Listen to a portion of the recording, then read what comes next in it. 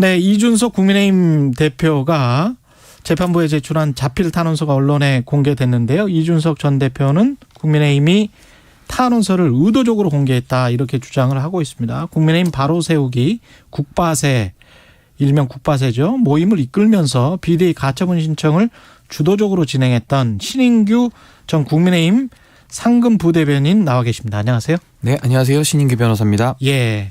이게 지금 그 국바세 국민의힘 바로 세우기 모임은 어떤 모임인지 지금 잘 모르시는 분들도 있기 때문에 어떤 모임입니까? 예, 우선은 저희 좀 당원들이 주로 이제 구성을 하고 있고요. 국민의힘 당원들. 네, 그리고 이제 아무래도 국민의힘이 여러 가지 최근에 윤리 징계부터 해서 지금 이제 전국위 의결을 통한 비대위 전환까지 헌법에서 규정하고 있는 정당 민주주의 그 가치를 훼손하고 있다라는 의견이 상당히 높습니다. 그래서 이것이 뭐 사람들이 뭐 왜 이러냐 정도가 아니라 거의 지금 분노 수준으로 올라가고 있어요. 예. 그래가지고 이제 제가 사실은 처음에는 이 부분에 대해서도 공론회장을 만들자 해서 했었는데 그 공론회장에서 나온 것이 당원들이 소송을 해야 되겠다. 이렇게 해서 제가 대리를 하게 됐고요. 카페를 개설했더니 한 4,000명 정도가 일주일 만에 모였습니다. 거의 4,000명이 육박하는데 그래서 이분들을 가지고 저도 이제 생각하는 것은 앞으로 정당에서 이런 잘못된 행동들이 나올 때 당원들이 바깥에서 감시해야겠다. 그래서 감시견의 역할을 해야겠다. 좀 이런 생각들을 가지고 여러 가지 조직과 활동들을 계획하고 있습니다. 변호사님이 그러면 법률 대리인이기도 하고 당원이기도 하고 같은 생각을 지금 가지고 있는 거네요. 국바세와.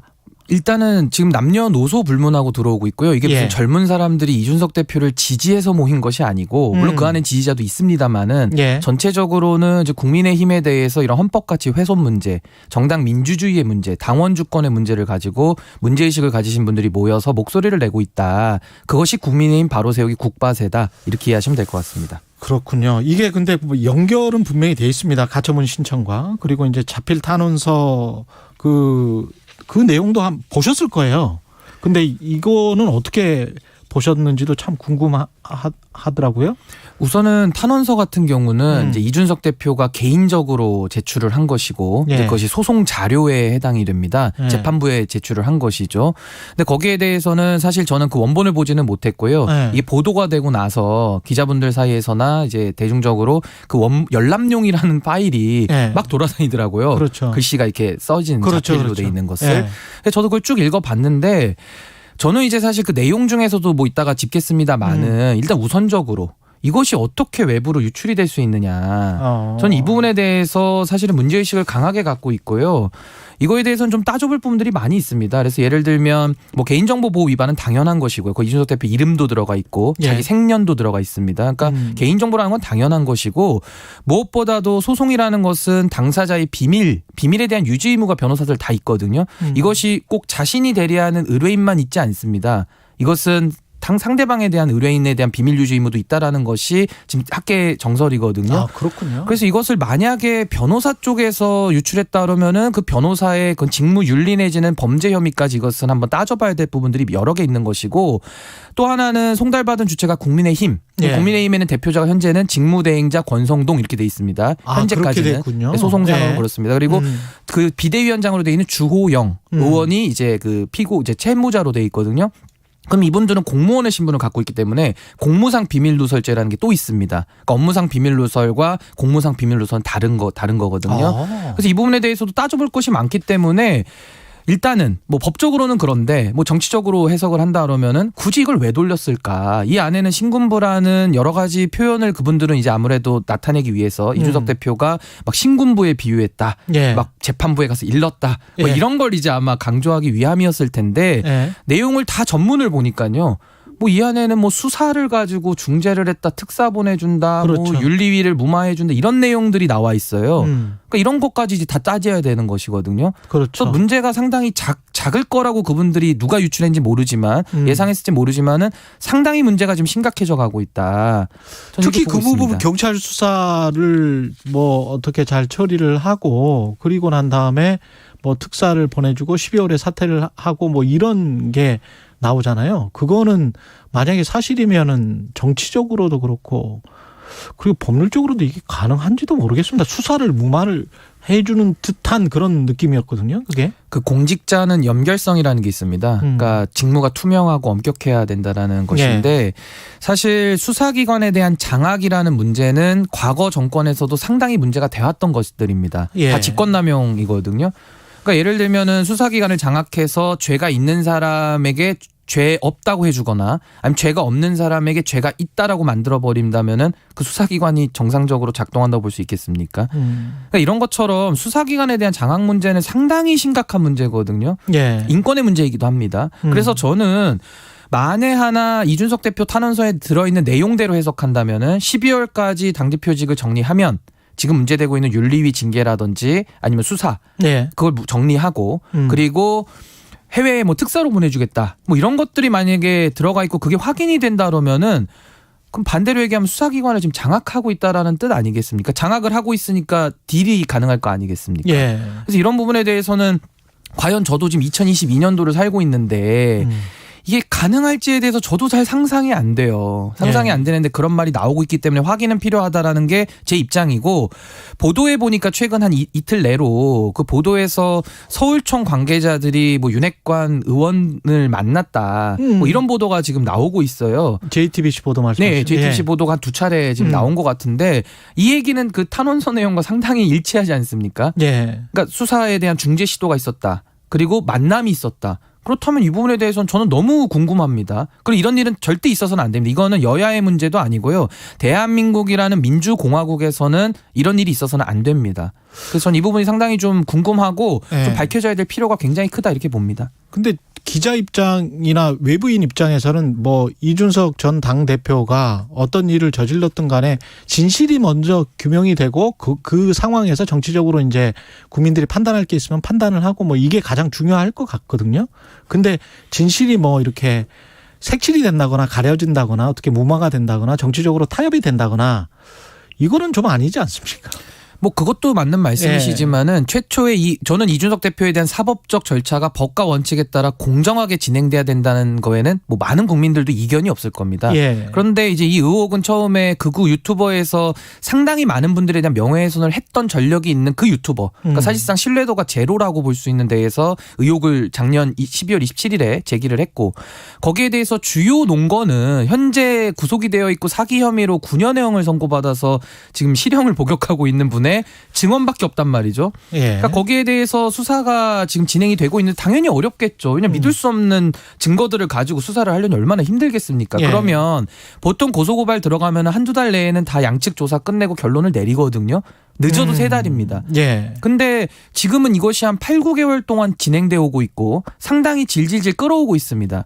그러면서 서울경찰청은 그 경찰청장께서는 100일 기자회견에서 뭐 뇌물죄 검토할 수 있다는 엉뚱한 얘기를 하시고 공무원이 아니었기 때문에 뇌물죄가 적용이 될 수 없거든요. 근데 뇌물죄 얘기도 하신 적이 있고 예. 그리고 또 하나는 뭐 극우 유튜버에서는 처벌이 된다고 했는데 왜 처벌 안 시키냐라면서 압박을 하고 그러더니 수사 담당자였던 강총경은 또 전보 조치를 했습니다. 그럼 이렇게 되면 누가 수사 결과를 또 신뢰하겠습니까? 저는 그게 또 안타까운 거예요. 예. 이준석 대표도 어쨌든 간에 가부간의 결정은 받아야 되는 입장인데 그렇죠. 또 수사기관 자체가 이렇게 또 지금 윤핵관과의 만남까지 얘기가 나와버리면은 전 이거 상당히 좀 문제가 크다고 보고 또 개인적으로는 이준석 대표 개인의 문제라기보다는 누구도 그 자리에 갈 수 있습니다. 예를 들면 3인성호라 그래서 세 사람이 모여서 호랑이 있다 그러면 호랑이 있다라는 것은 아니잖아요. 예. 그러니까 3인성호 문제가 있는데 누가 그 자리에 가더라도 이런 모함을 받을 수 있다라고 하면 이게 상당히 심각한 문제입니다. 그렇군요. 그 국민의힘은 열람 자료를 유출한 사람을 발본색원하겠다 이렇게 이야기를 했고 변호사님은 어느 쪽에서 유출이 됐는지를 잘 모르겠다라고 아까 말씀을 하셨는데 지금 상황을 보면 이준석 당대표 측에서 유출했을 가능성도 그러면 있습니까? 이거 상식적으로 보시면 돼요. 예. 처음에 이거 문제 제기한 부분들 보면 예. 이준석 대표가 신군부에 비유했다 하면서 막 소리 질렀거든요. 언론 네, 보도가 보도 나오고 나서 반응을 보시면 첫 반응이 첫 프레임이 그거 아닙니까? 폭로 프레임. 그리고 신군부에 어떻게 감히 절대자 얘기를 하면서 과거 신군부에 지금 정부를 비유할 수 있느냐 이러면서 격앙돼서 막 때렸거든요. 예. 그러니까 이 대표가 막 가가지고 뒤늦게 열람용 막 그 컴퓨터로 발견해가지고 열람용이라는 걸 또 막 밝혀내고 이런 거 아니겠습니까? 예. 그러면 여기서 볼 수 있는 건 이겁니다. 이준석 대표 개인은 이걸 누출할 이유가 없죠. 누출할 건 본인이 그냥 올리면 되죠. 페이스북에. 그러네. 그렇죠. 그리고 이준석 대표 대리인 측은 이거는 당사자기 때문에 예. 더 강한 비밀 유지 의무가 있어서 이거를 유출할 실익이 없습니다. 아까 말씀하신 네, 예. 같은 맥락. 그리고 재판부도 이것을 유출을 할 수가 없고요. 만약 재판부가 유출했다면 이거는 정말 나라가 뒤집어질 일이기 때문에 감히 상상할 수가 없고. 그럼 마지막 한 군데 이제 의심이 남은 곳은 채무자, 국민의힘과 주호영 채무자 그리고 그분들의 대리인. 거기까지만 이제 이게 접근이 가능한 거거든요. 예. 그럼 그 두 분도 입장을 밝히셔야 됩니다. 아니면 안 했다. 했으면 했다. 밝히면 될 일입니다. 근데 뭐 지금까지는 입장 나온 게 저는 못 봤고요. 예. 이준석 대표 측은 안 했다. 그 대리인은 안 나갔다. 이렇게 입장을 밝히고 있어요. 그럼 한쪽 입장만 들어보면 될 일입니다. 지금 이게 그 사건이 발단이 된 게 가세연에서 그 검찰 수사 자료 가지고 이렇게 이야기를 하면서 이렇게 쭉 했었거든요. 근데 기자들도 사실 검찰 수사 자료를 이렇게 확보하기가 상당히 힘든데 그게 어떻게 딱 그 부분이 그렇게 들어가서 이렇게 쭉 흘러갔는지 이것들도 어떻게 보면 이제 정치적으로 해석하는 분들이 있는데 어떻게 보십니까? 사실 그 박근혜 대통령 때도 뭐 십상시 문건 얘기 나왔잖아요. 예. 그때도 박근혜 대통령께서 유출 책임자 문책해라. 바로 색출해라 이렇게 나왔거든요. 예. 이게 당연한 겁니다. 왜냐하면 공적 기록이기 때문에 공적 기록이 밖으로 나갔다.